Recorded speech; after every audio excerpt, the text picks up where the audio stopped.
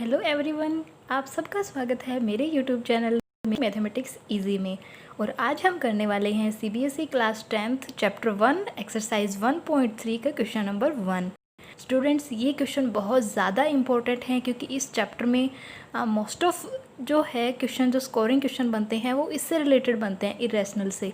लेकिन अब की बार जो सिलेबस है, रिवाइज सिलेबस है, उसमें 3 ही ये ऐसे इरेशनल नंबर दिए हुए हैं जिनका हमें प्रूव करना है, जिनको इरेशनल हमें प्रूव करना है। तो स्टूडेंट्स, ये जो क्वेश्चन है वो मोस्ट इम्पॉर्टेंट है।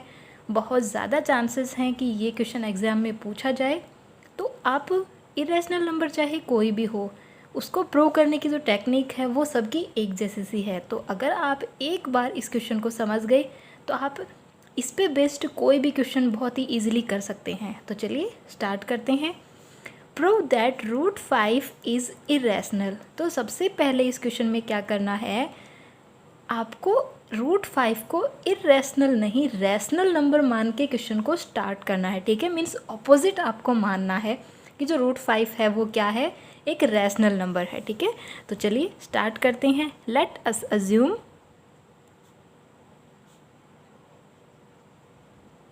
अब हम क्या कर रहे हैं, हम यहाँ पे ऑपोजिट मान रहे हैं तो हम लिखेंगे टू द कॉन्ट्रेरी। कॉन्ट्रेरी का मतलब है ऑपोजिट,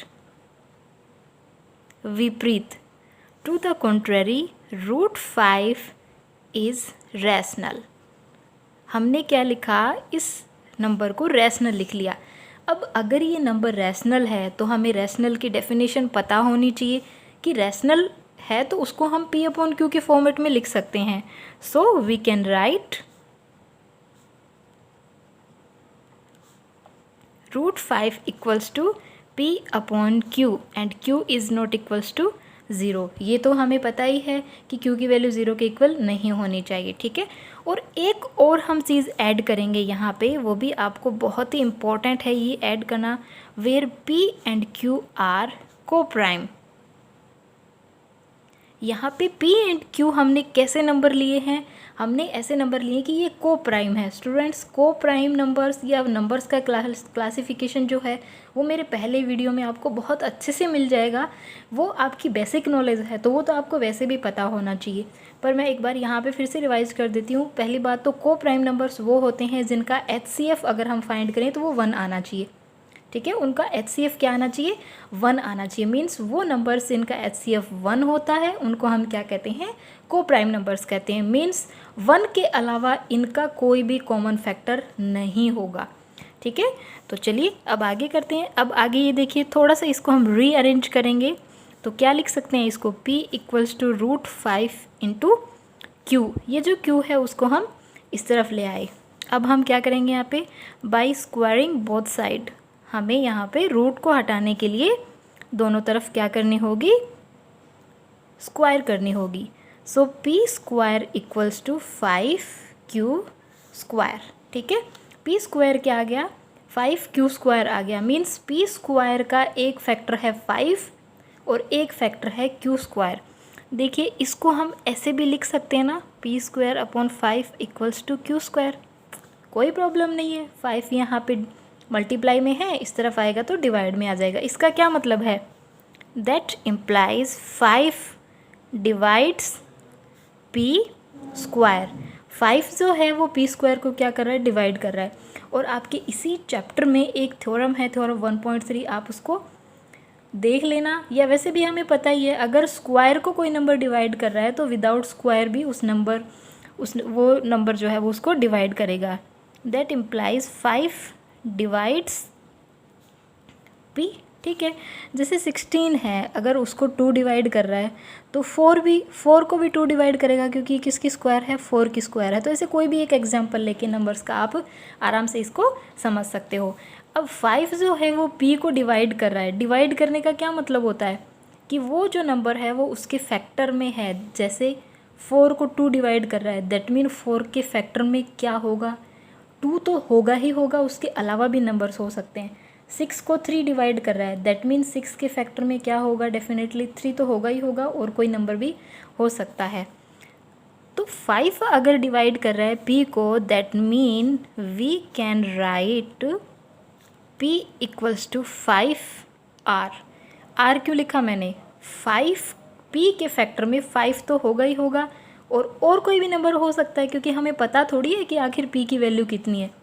आप इस तरीके से इसको मैच करें कि मैंने ये कैसे लिखा है। जैसे 6 के फैक्टर में 3 तो होगा ही होगा, और यहाँ तो हमें पता है कि डेफिनेटली 2 होगा, क्योंकि तभी तो 6 आना है।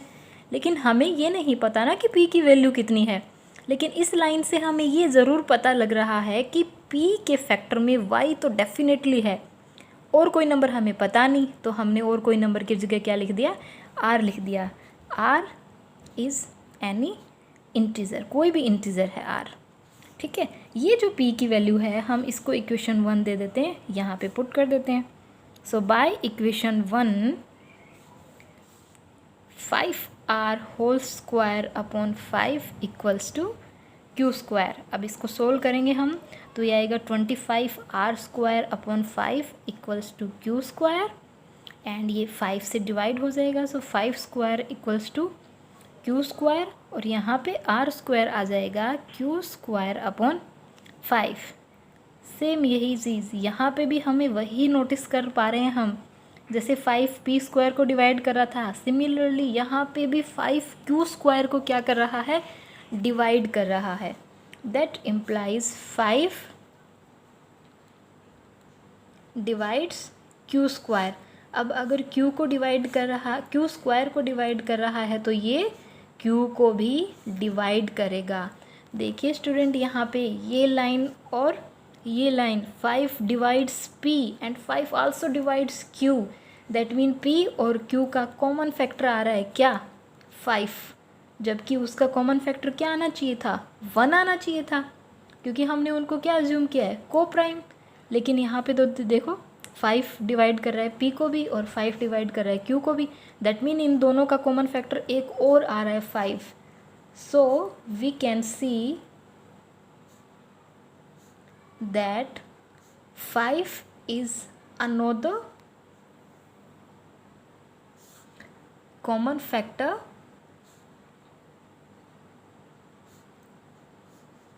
of p and q, but this is not possible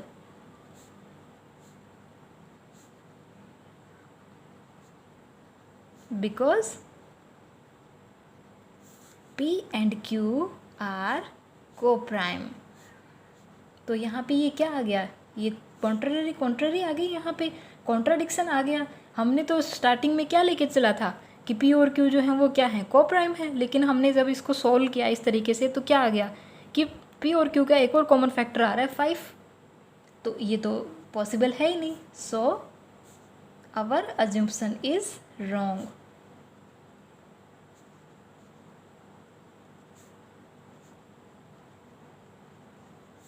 That implies root 5 is an irrational number। देखिए स्टूडेंट्स, सारे ही जो क्वेश्चन होंगे इस तरीके के जिसमें एक सिंगल इरेशनल नंबर आपको प्रूव करना होगा, वो इसी तरीके से होंगे। कोई भी दूसरा शॉर्टकट नहीं है, कोई भी दूसरा तरीका नहीं है, आपको इसी तरीके से फॉलो करना होगा। एक बार मैं फिर से बता देती हूँ। सबसे पहले आपको क्या करना है, यहाँ पे कॉन्ट्रेरी पे इसको रैशनल नंबर अज्यूम करना है, रैशनल नंबर को p अपॉन q के फॉर्म में लिखना है, इस तरीके से उसको सोल्व करना है। अगर आप इसको 3-4 बार सोल्व करेंगे, खुद से करके देखेंगे, तो डेफिनेटली जो प्रोसेस है वो थोड़ी थोड़ी आपके माइंड में रह जाएगी। तो ये था क्वेश्चन नंबर 1। अगर चैप्टर 1 में कोई भी प्रॉब्लम है तो आप मुझे कमेंट कीजिए, बताइए कि आपको कौन सा क्वेश्चन में प्रॉब्लम आ रही है। Okay students, be positive and always be happy.